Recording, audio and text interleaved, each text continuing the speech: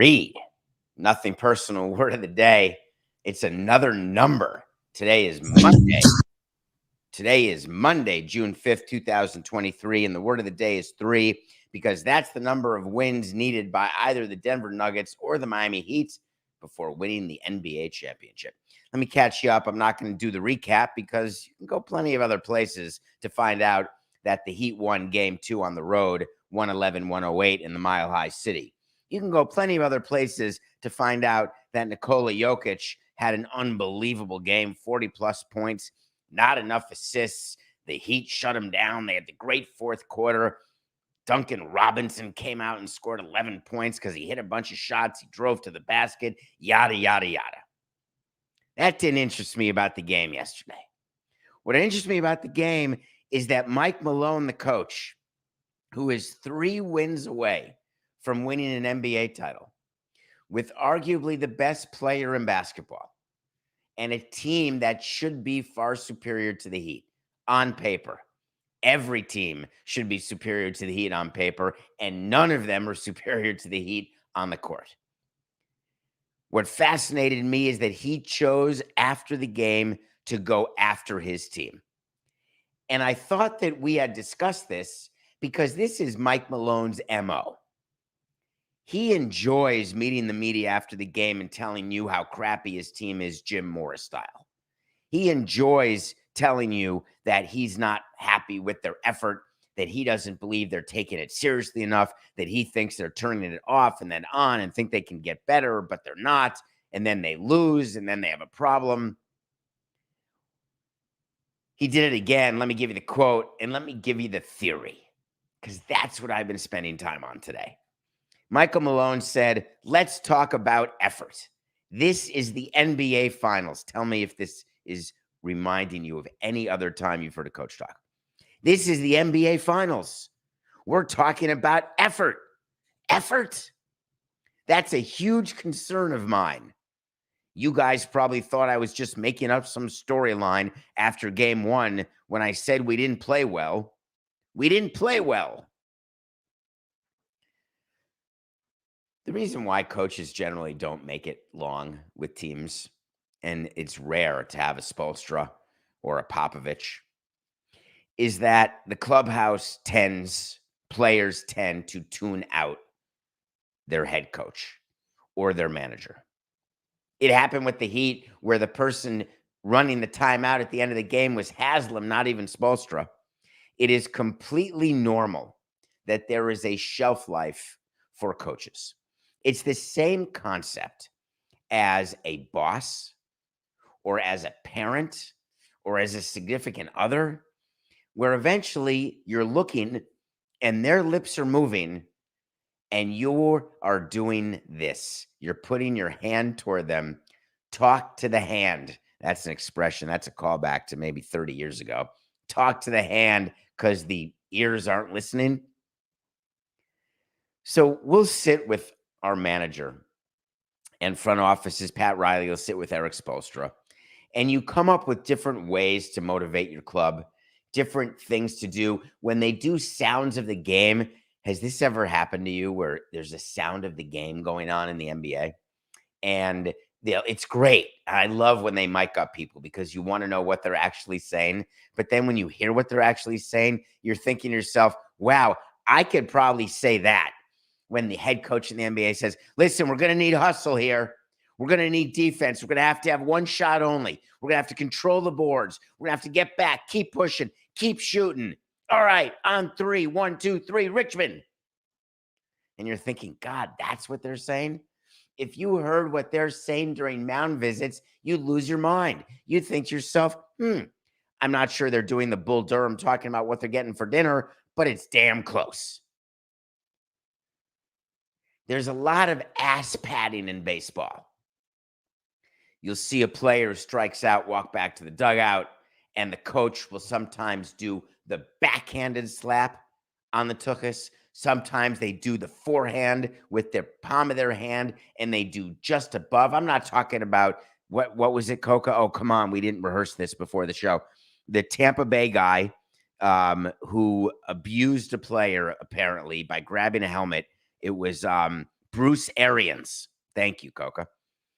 So you see coaches, and we did a segment on that, but you generally see coaches with the tap. You don't say much.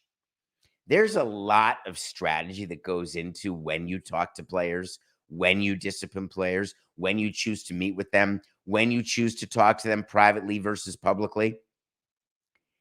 In theory, the best front offices have it all mapped out. If this game happens a certain way, we are going to do the following. You really try not to let it happen with emotion. You say, we're going to have a team meeting. We decide that during a game. If we see something going on during a game and we want to meet the team, we're thinking about it during the game and we're ready. Even if there's a walk-off win because we come back from 5 runs and all of a sudden the result was different, we'll do the team meeting because the thing that caused us to have the team meeting didn't go away because of a thing that happened. So, for example, the Nuggets win game 1. Malone is still frustrated because shots are falling, not by the Heat, but by the Nuggets. The Nuggets win the game, but he's watching the game differently. And if you look at game 2, the reason why the Nuggets lost the game, don't listen to all of the pundits who are going to talk to you this morning. Well, the Denver Nuggets lost the game because the Heat somehow stopped Jokic from passing the ball. He only had 3 assists or 4 assists, and he never has fewer than 5. And when he does, the Nuggets lose. Okay. When the Nuggets have Jokic score 40-plus points, then they're 0-3. Or only 4 times the whole season did he have fewer than 5 assists. They're 13-1 when he scores 40 or more points. Come on. That would be, if you want to believe these stats or you think that it's discussed even inside the locker room, then you would be saying, hey, Jokic, do me a favor. Right when you're within 2 feet of the hoop, if you don't mind, if you could just pass the ball to a teammate, give them the layup because we want you to have more assists, fewer points, because the stats say that's how we're going to win. It's a bunch of horse hockey. What happened in yesterday's game, in my opinion, was not a lack of effort by the Denver Nuggets. Effort is not manifested through 3-point percentage shooting of the other team. Now, you're going to say, David, that's completely untrue, because if you're closing out, if you've got a hand in his face, Mark Jackson pointed out during the game that there was a defensive play where the 3-point defender didn't put his hand up, and all of a sudden Duncan Robinson hits a shot in the 4th quarter. Sometimes players just hit shots. That's how it goes. So then why would the strategy be, let's call out my team? What do you think the Denver Nuggets players are thinking when they read the quote? And make no mistake, they read the quote. What do you think? We would, side note here, do you know that we would not broadcast the post-game press conference by the manager? We wouldn't have it in the clubhouse after a loss unless we specifically wanted it. After a win, we'd make sure the channels are on. After a loss, more times than not, we would turn off the TVs in the clubhouse because we didn't want the players to hear what the manager was saying, because what he was saying was for the media, like, oh, yeah, we didn't have it. Of course we know we didn't have it. The pitcher went 3 innings, gave up 7 runs. And by the way, we got 2 hits. We don't need to hear it from the manager. But if the manager is saying something that we want the players to hear, giving them a message publicly that we want them to receive, we'll keep the TV on and keep the sound piped in. When the team loses, there's no music in the clubhouse, so you get the noise of the TVs. You get the sound. Sometimes when the team wins, but we still want a message given, the music goes on, but we will have the TVs up louder and turn the music lower so that the players can hear what's being said in the post-game press conference. Most of the players don't care, but it is like the subliminal messaging. You're doing it in a way that you're not forcing it on them. It's the non-team meeting way of communicating with your players, doing it through the media, through the post-game presser. But Malone has gone to this too many times. You are 3 games away from winning the first title in franchise history. It's not effort. Duncan Robinson hitting shots. Max Strauss hitting shots. Different from game 1. Here's what it is. Say it with me on 3. 1, 2, 3. Make or miss. That's our league. When the Heat are going to shoot 50%, what was their final percentage, Coca, from threes? But they were shooting around 50% during the course of the game, and they were so hot in the fourth quarter, I assume that it ended up being close to that. The fact of the matter is they're going to win. A number 8 seed, the Miami Heat, now have home court advantage in a 3 out of 5 game series. 3 out of 5 game series, they shot 48.6. That's pretty close to 50, Coca. I mean, you could round that up to 49, and then you'd round that up to 50. But 48.6 is the exact. Thank you. So we talk about this 20 years ago.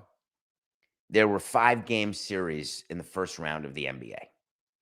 It was 2 for the team with home court advantage, 2 at home. Then you're on the road for games 3 and 4, and then back home for a deciding game 5. I don't remember when they changed the first round to 7 games, but 5 game series, better opportunity for upsets. It's a short series. You never know what's going to happen. As the higher seed, you never felt comfortable in that. It's sort of like baseball embracing the 2 out of 3. It's really tough to have a 2 out of 3 series. It's tough to have a 1 game takes all. We know this, right? You've seen it. Sorry, I just said right. I've stopped that. I really don't say that much anymore. That must mean I've been thinking about that. I wonder whether I say it because I'm not confident in what I'm saying, but I'm totally confident in what I'm saying, so I don't need to say right. Right? So the Miami Heat start a 5 game series with games 1 and 2 at home. The difference in this 5 game series is the Heat play games 1, 2, and 4 at home. Games 3 and 5 are on the road. Who's got the advantage? Las Vegas would tell you the Nuggets have the advantage as they are favored in Miami in game 3 by 1.5 or 2.5 points, whatever the number is, something very small. And the reason is that the NBA has become not a home court advantage league. It's a make your shots league. So the Miami Heat have a 50% chance of winning a ring as a number 8 seed. The Denver Nuggets have a 50% chance. It just matters who's going to shoot better for 3 out of the next 5 games. I can't believe it. How do you say it's effort when the Heat came out and shot 11 for 16 in the fourth quarter? Is that really effort? No. All right. That was the Heat game.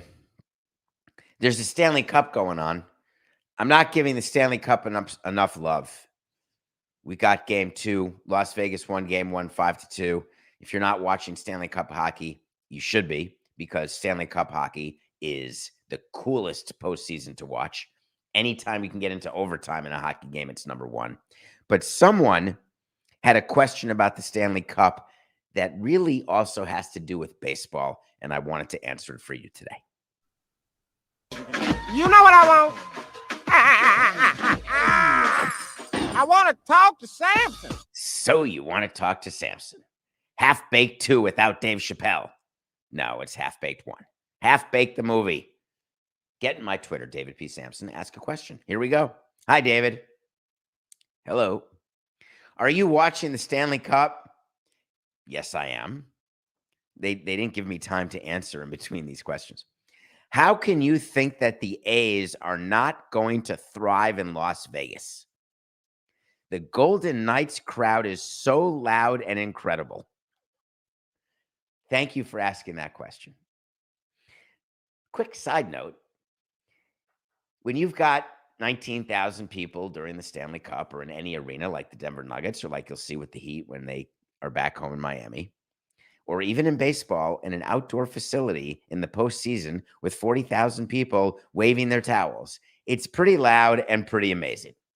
So to judge the Golden Knights based on the thriving crowd and the incredible crowd right now in the Stanley Cup, that's not a good comparator. But your question is a really good one. I believe that I can answer this question in under 1 sentence, but I'm going to not. I'm going to spend more time on it, but try this 1 sentence out. You asked me, how can you think the A's are not going to thrive in Vegas? Why hasn't the NBA expanded to Green Bay? Answer? Let me try another one. You remember the Buffalo Braves? Randy Smith, NBA team in Buffalo? Didn't quite work. When you've got a sports team in a city that's working, there is zero correlation, not 5%, not 80%, zero correlation to whether a sports team in another sport will work the same in that same city. Start with that as the main answer to your question. But then let's talk about the difference between hockey and baseball. Do you know where the Las Vegas Golden Knights started? Do you know where they moved from? They were relocated from space. Brand new team. No baggage, no nothing. Expansion. Number 2. First team in the market. Ever heard the expression? Your first is your best. You never forget about your first.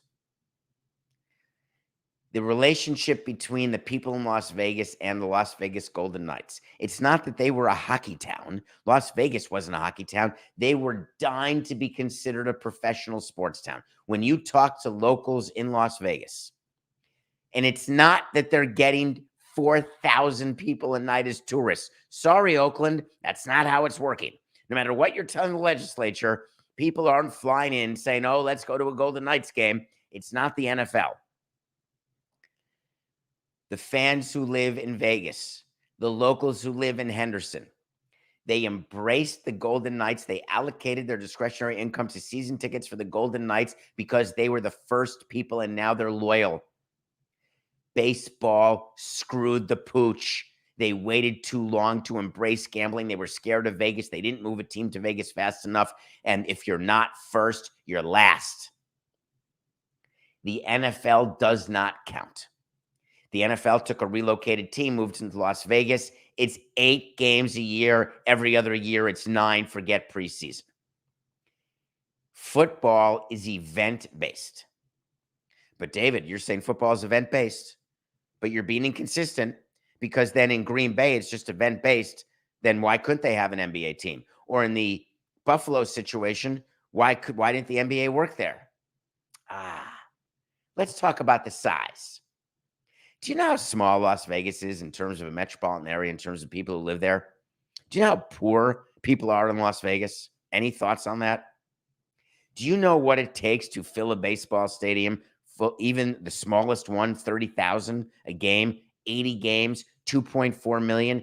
Do you know that you're filling 20,000 at the T-Mobile Arena and it's 40 games? Do you know that I used to say that in our worst year of attendance with the Marlins, we still outdrew the Heat and the Dolphins? Of course, we had twice as many games as the Heat and 10 times as many as the Dolphins, but I digress.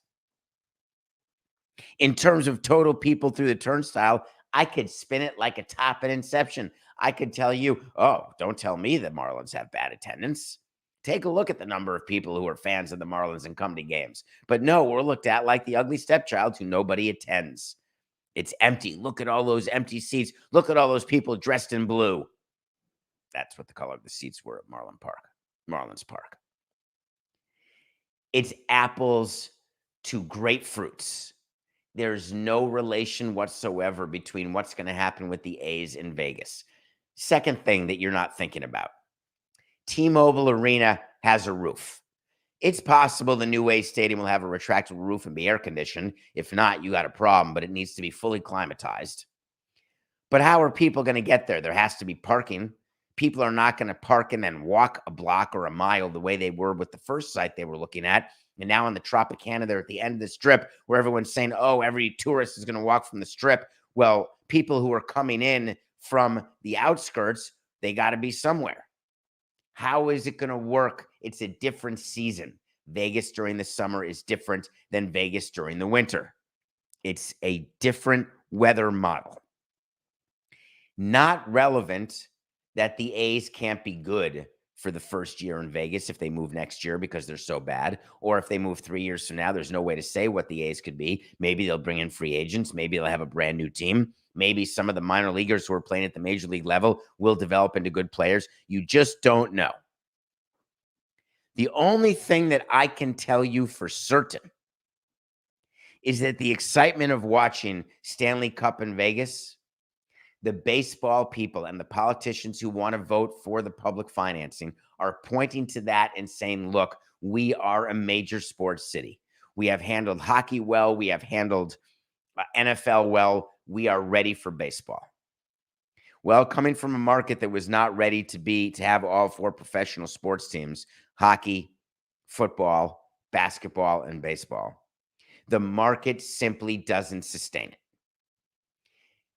If they go the way in baseball, as I suspected they will, and as we wanted to when we were going to move the Marlins to Vegas, which is making it a casino-based stadium, which is making attendance not mandatory, which is selling all your premium seats and suites in advance, food included, and then when people don't show, people don't show. Making a bunch of cheap seats for all the third shifters and second shifters who can maybe come to a game knowing that their median income is so low, not a lot of premium seats. They come in for a low price and hope that they fill that up and then buy a dog or 2. If they do that, they have a decent chance of competing from a gate revenue standpoint. But that doesn't answer how they'll compete from a TV revenue standpoint, given the size of the market, given the change in the TV landscape. There is no roadmap that I've seen from anyone. I have not seen one explanation or one financial projection from John Fisher or his group telling us where they're getting their TV revenue from, because I want to know. All I've seen are lies about what their attendance will be. I've seen absolute made-up stories about economic impact. I've seen absolute ridiculous renderings that are not based in truth. And I've seen absolute misdirection as it relates to whether or not the bill is going to actually be passed. We haven't seen anything that's truthful. So the Oakland A's are figuring out if they're going to get a deal done in Oakland. Are they going to get a deal done in Vegas? There's been a lot of talk about expansion fees and relocation fees. Do you remember I told you that Rob Manfred actually said that they're going to waive the expansion fee? Of course, that has to get voted on by owners. But assuming that the owners waive the expansion fee to Vegas, which is an assumption that I'm absolutely unwilling to make. Absolutely unwilling to make it. Until owners are dumb enough to believe the projections from the Vegas A's showing that the Vegas A's will not require revenue sharing in the way that the Oakland A's do, which will turn out to be completely incorrect. How do I know this? Because I submitted projections for the Miami Marlins showing that our revenue sharing would disappear. We wouldn't need money in Marlins Park. We would draw so many people at such a high average ticket price. We'd have a new TV deal, a naming rights deal. We would become revenue sharing neutral. And the other owners said, hip, hip, hooray, no more handouts to them. The Miami Marlins now receive in the top 3 of revenue sharing dollars of any team in baseball. I may argue persuasively, were I allowed to, that they're the number 1 receiver of revenue sharing dollars. Is that possible? In a new ballpark? For a team that's been run by other people for now 6 seasons? Maybe it is. Are owners going to fall for it again? A lot more going on with this story, but every day we read something new, and I'm going to keep talking about it because it does interest me. The Oakland A's have not done a deal to move to Vegas. I'm going to keep saying it. The Miami Heat and Denver Nuggets are 3 wins away from an NBA championship. I'm going to continue to say it. Lionel Messi is not on Inter Miami. I'm going to continue to say it. We are live every day at 8 a.m. Nothing Personal with David Samson YouTube channel. I'm going to continue to say it. Please keep sending me movie recommendations. When we come back, I'm going to review something that you told me to watch, and I'm going to call out the person not by name because you did not tell me what it was about, and I ended up watching it. And then we're going to talk about one of my favorite subjects, came out this weekend. We have a candidate, if not a winner, for the worst contract in the history of baseball. We'll be right back.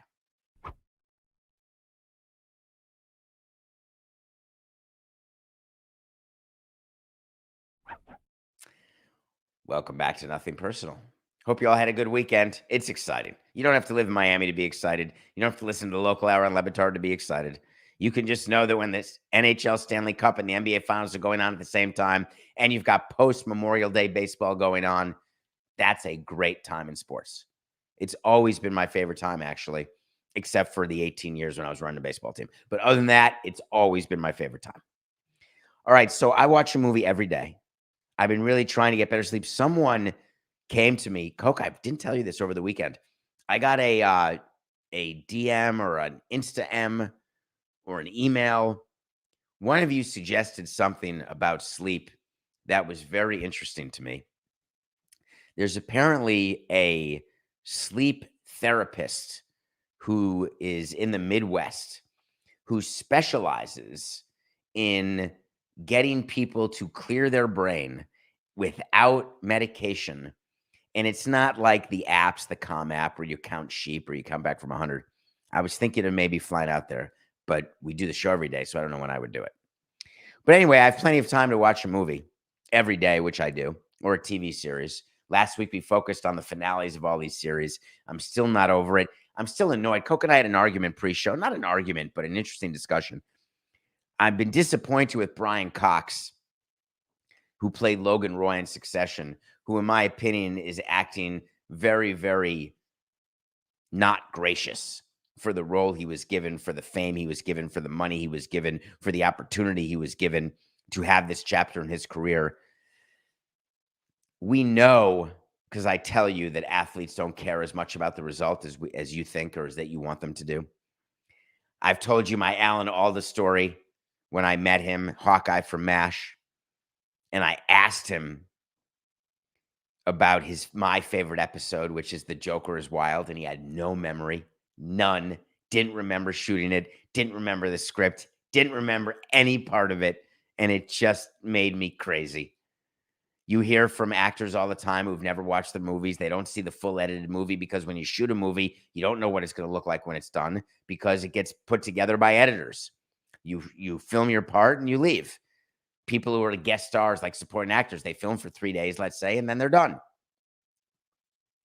Brian Cox said that he never watched the end of Succession, hasn't watched the finale, has no plans to, and I thought that was normal until he acted sort of salty, saying I wasn't happy with how my character ended, or I thought that I was killed off too early, blah, blah, blah. That bothered me. But anyway, I'm not dealing with the end of any shows right now. So I watched something, and you said it very simply. Watch the movie, and movie, keyword. You didn't say documentary. Watch the movie Victim Suspect. So I found it, and I said, that's not a movie, that's a documentary, but I'm not sure what it's about. Victim Suspect. Turn it on. There is a filmmaker and a reporter who got together to do an entire movie. The reporter's name is Rachel DeLeon, who is a phenomenal investigative reporter. And she decided that she wanted to understand why there were so many places in our country where when you alleged a sexual assault in a fraternity, at an office party, anywhere, that there were different places where the victim of this crime became a suspect and was charged with the crime of falsely accusing someone of a sexual assault. This is a complicated issue. This documentary deals with the complicated issue, and let me give you both sides. The power to ruin lives exists not just with the ban or with the, let me do it non-sex based, non-gender based. There's an assaulter and the assaulted. And I'm going to use those words for purposes of this point. The assaulted alleges that the assaulter does something, and in our society, the way it is, we're guilty until proven innocent, and even when proven innocent, it's page 12. Barely gets enough column inches to even consider. The number of people who read, or you look at a populated Google, blank charged with assault. The power of the assaulted to ruin the life of the assaulter can be just as powerful as what the assaulter does to the assaulted. The difference that I'm making, someone who actually assaults when there is an assault, I've got very strong views of what that type of punishment should be. No means no. Seth Rogen has a new show called Platonic on Amazon right now. And there's a scene when he is with a girl he meets night one, and they are about to fornicate. And he stops and says, "Do I have permission to proceed with sexual relations?" Or a line like that. Meant to be funny, but not funny. I am a fan of that behavior by both parties in a situation where there are strangers or sometimes even family entering into any sort of sex, any sort of behavior that would be considered kinky, whatever you're into, getting complete approval from your partner without, coca. I can't think of the word I want right now. I'm having a moment. Stay with me. I'm not going to take a break because we're live. Without acquiescence or without full understanding, I don't believe someone who's drunk or on drugs has the capability or the brain to say yes. The benefit of the doubt goes with the assaulted when there is alcohol or drugs involved. On the other hand, there are examples, as shown in this documentary, in theory, of the assaulted making up the assault. And it can ruin and change the assaulter's life. But what happens when the police are involved? What happens when the investigators are involved and the person who did the assaulting is someone who's involved in a high-profile family in a community, and all of a sudden you've got police who may be covering up, who may not be asking the right questions, who may be treating the victims as though they are suspects and then actually charging them and not actually investigating to get to the bottom of whether or not an assault happened. That type of behavior by investigators is what makes the entire landscape of sexual assault so complicated. So I left this movie, thankful that you asked me to see it, but I left this documentary absolutely furious. And the reason I'm furious is that in order for us to properly protect victims' rights, which right now are not being protected in myriad ways, not just victims of assault, victims in general. The benefit of the doubt goes to the power, it goes to the money, and this is not a political statement. This is a factual statement. We need to count on the integrity of the investigators. And when we don't have that integrity, we need people like Rachel who are going to try to get to the bottom of what actually happened. Victim suspect. Thank you for the suggestion. Please check it out. Okay, let's talk about baseball. We got word yesterday or Saturday or Sunday that the Washington Nationals pitcher named Steven Strasburg is shut down for an unspecified, undetermined amount of time for nerve damage. You may not remember Steven Strasburg, but let me remind you that he was the most valuable player in the 2019 World Series. Did he win the MVP, Coca? In the 2019 World Series victory by the Washington Nationals, who never got to enjoy the World Series because COVID came during the 2020 season. They never got to cash in on winning the World Series. They had an unbelievable run in 19. So happy for Ted Lerner, the late patriarch of the Washington Nationals. And Steven Strasburg was the MVP of the World Series. He had a postseason to die for. And it just so happened, wink, wink, that was the year he was able to opt out of his contract. He had signed a long-term deal with the Nationals, which to me was an overpay when he signed it because Strasburg is a Boras client. And what Boras did was convince Ted Lerner, which he spent his life doing. I wonder what Scott's doing now with the Nationals, knowing that he can't take advantage of Ted Lerner. I wonder what that means. I guess you only have 29 other teams to maybe take advantage of, Scott, because no longer Lerner's there to take your calls. So Scott Boras signs, always hurt. He was the number one guy. When they got Strasburg and Harper in maybe back-to-back drafts when they were rebuilding, it was the equivalent of when Houston had those great drafts with Correa, et cetera, when they were building their team from their 100-loss stretch.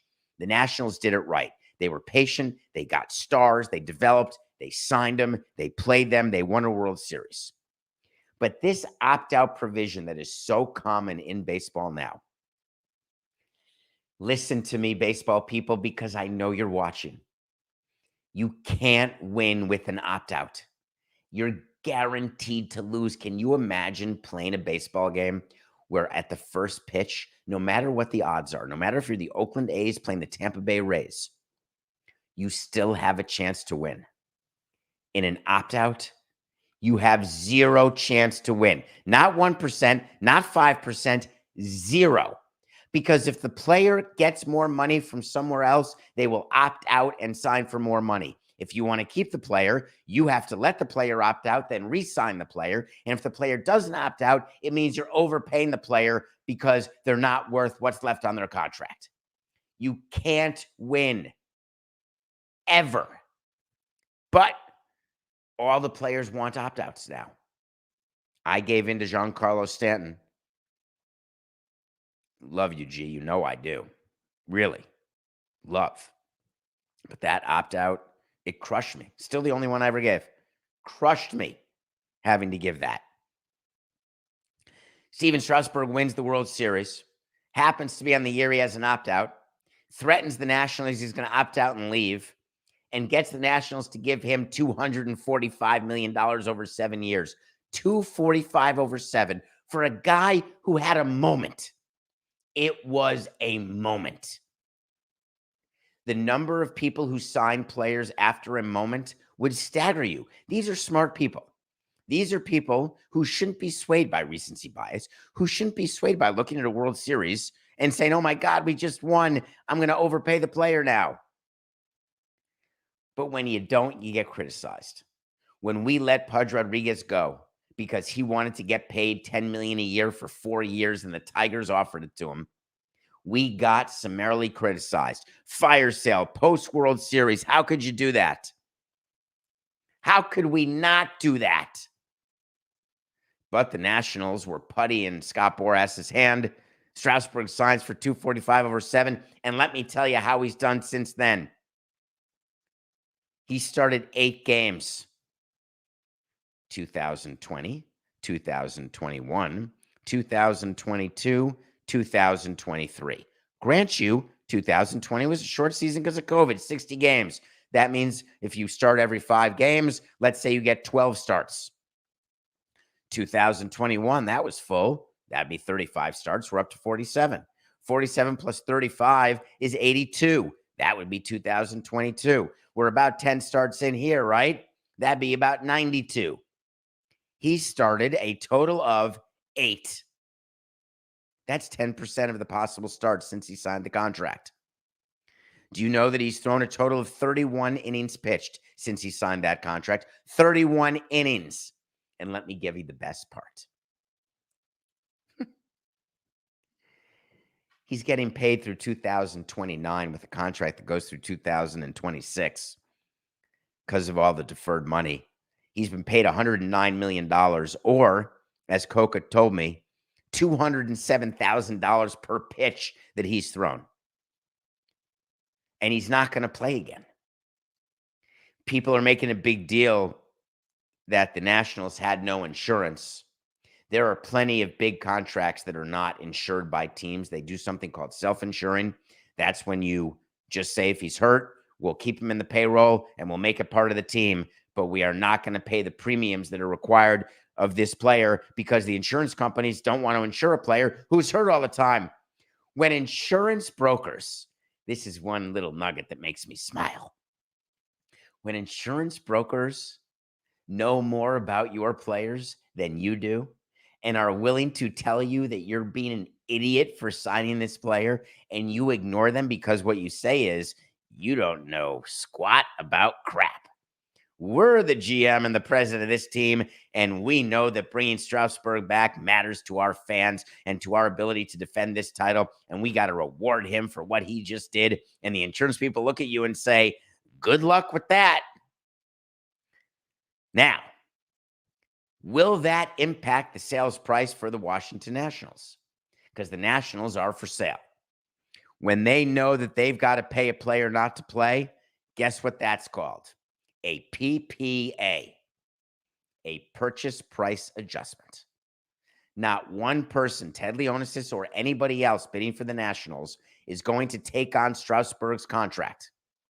They're going to agree on an enterprise value for the worth of the Nationals and then subtract what is owed by Strasburg when the actual money changes hands. The new owners still have to pay Strasburg every 2 weeks until 27. But the amount due, that'll be subtracted. It's the worst contract ever. I'm going to give you actually an official wait to see. Ready? Scott, you listening? I know you are. Congratulations. You still get 5%.